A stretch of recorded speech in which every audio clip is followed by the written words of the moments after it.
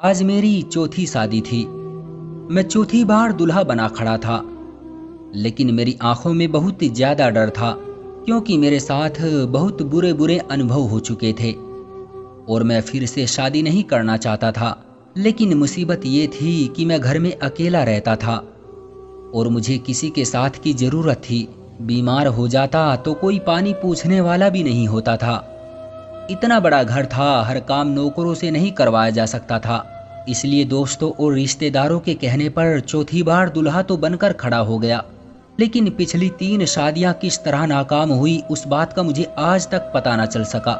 मुझे मेरी पत्नी शादी के 2 दिन बाद ही छोड़कर चली गई। मेरी पत्नी रात को चीखे मारती हुई मेरे कमरे से निकल जाती और सुबह अपने घर चली जाती। उसके बाद कोई भी वापस नहीं आई।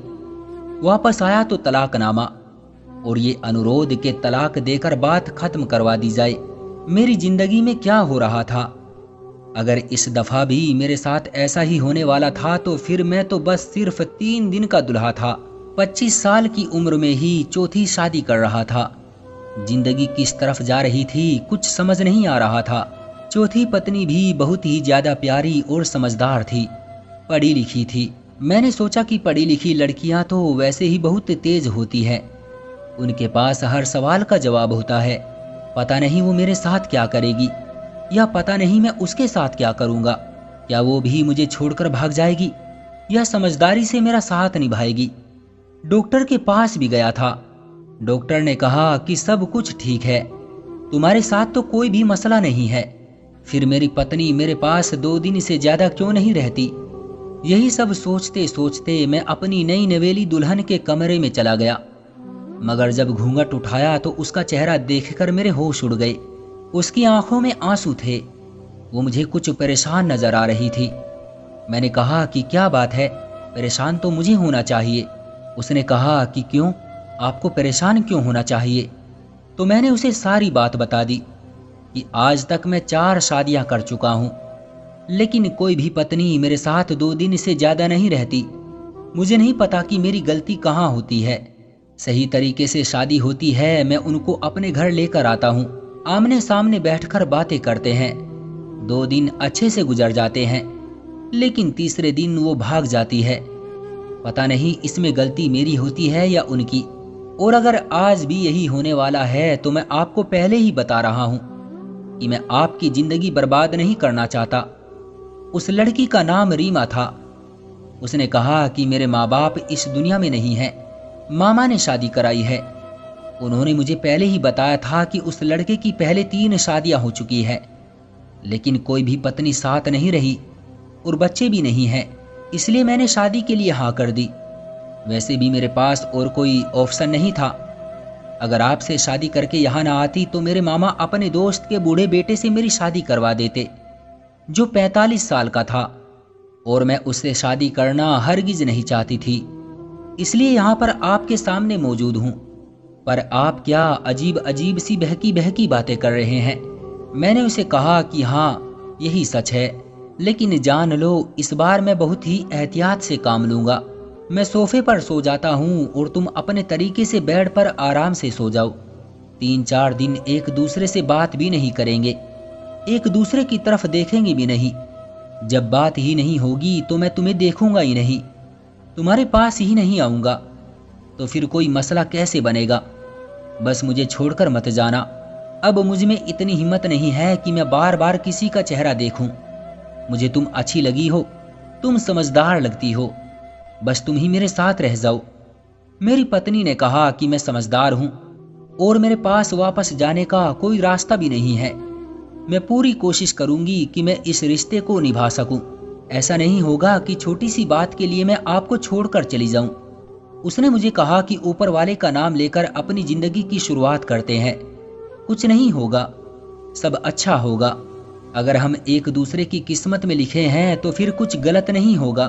मैंने ये सब तो किया, लेकिन फिर भी अपनी पत्नी से कहा कि मैं सोफे पर जाकर ही सोऊंगा, क्योंकि मुझे पहले ही 3 पत्नियां छोड़कर जा चुकी हैं।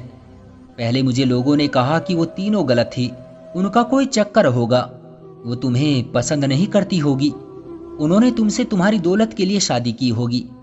इस तरह की बातें मुझे बताई गई, लेकिन जब तीसरी पत्नी गई तो उसके बाद मुझे ऐसा लगता है कि गलती मेरी ही है, क्योंकि 3 दिन के बाद पत्नी चीखें मारती हुई मेरे कमरे से बाहर निकल जाती है और उसके बाद मुझे नजर ही नहीं आती। मेरी पत्नी भी थोड़ी सी डरी हुई लग रही थी, लेकिन उससे ज्यादा मैं खुद डरा हुआ था। मुझे तो शादी नाम के शब्द से ही अब डर लगने लगा था। मैं जाकर सोफे पर सो गया। 3 दिन तक अपनी पत्नी के साथ इसी तरह पेश आया कि जैसे उसे जानता ही नहीं हूं। बार बार वो मुझे बुलाती, उसे कोई काम होता तो मुझसे ही पूछती। उस बेचारी को क्या पता था इस घर की कौन सी चीज कहां पड़ी है। लेकिन मैंने उससे कहा कि तुम मुझसे बात भी ना करो, मुझसे दूरी बनाए रखो, बस 3 दिन गुजर जाने दो। मेरी पत्नी भी थोड़ी मुझसे तंग आ गई, लेकिन खैर ये 3 दिन भी गुजर गए।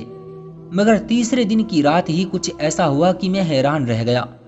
मैं सो रहा था कि किसी ने मेरे कांधे पर अपने हाथ का दबाव डाला, तो मैं हड़बड़ा कर उठ बैठा और सामने का मंजर देखकर उछल पड़ा। वो मेरी पत्नी थी। मैंने कहा कि क्या हो गया, छोड़कर जा रही हो मुझे? जाने से पहले जगा रही हो? क्या तुम मुझे छोड़कर चली जाओगी? क्या गलती हो गई मुझसे इस बार? मैंने तो कुछ किया भी नहीं है। मैंने अपनी पत्नी को गौर से देखा तो उसके माथे पर एक जख्म लगा हुआ था। मैंने कहा कि क्या हुआ है तुम्हें? किसने किया है तुम्हारे साथ? मैंने किया है क्या, इसलिए तुम मुझे छोड़कर जा रही हो? मैंने एक सांस में सब कुछ बोल दिया। जब मेरी पत्नी ने मेरा हाथ पकड़ा और कहा कि पहली बात तो ये है कि मैं आपको छोड़कर नहीं जा रही हूँ, और दूसरी बात ये कि मुझे पता चल गया है कि आपके साथ मामला क्या है और आपकी पत्नियां आपकी वजह से ही आपको छोड़कर गई हैं। लेकिन मैं नहीं जाऊंगी, मेरे साथ आइए, मैं आपको कुछ दिखाना चाहती हूँ। उसने मुझे अपने पास बैठाया और मोबाइल की स्क्रीन मेरी तरफ की। उसमें शायद उसने कोई वीडियो बनाई हुई थी जो वो मुझे दिखाना चाहती थी। वीडियो देखकर मेरे कदमों तले से जमीन निकल गई और माथे पर पसीना आ गया। दरअसल वीडियो में ये नजर आ रहा था कि अचानक से मुझे कोई दौरा पड़ा था। मैं पागलों की तरह चीजें उठा उठा कर फेंक रहा था और फिर अपनी पत्नी का पीछा करने लगता। फिर शायद मेरी पत्नी जमीन पर गिरी और भागती हुई कमरे से निकल गई। फिर हम दोनों ही वीडियो से गायब हो गए। लेकिन फिर वो वापस कमरे में आई और मैंने जब अपने आप को देखा तो हैरान रह गया कि मैं किस तरह अजीब तरीके से पेश आ रहा था। उसके बाद वीडियो बंद हो गई। मैंने अपनी पत्नी को देखा और कहा कि ये सब मैंने किया है। तो उसने कहा कि आपको एक बीमारी है जिसमें आपको दौरे पड़ते हैं। मैंने उस बीमारी के बारे में ज्यादा पढ़ा तो नहीं है, लेकिन कॉलेज में थोड़ा बहुत पढ़ा था, इसलिए मुझे अंदाजा हो गया है। मैंने कहा कि ये जख्म तो तुम्हें मेरी वजह से लगा है ना, इसका मतलब कि मैं पागल हूं?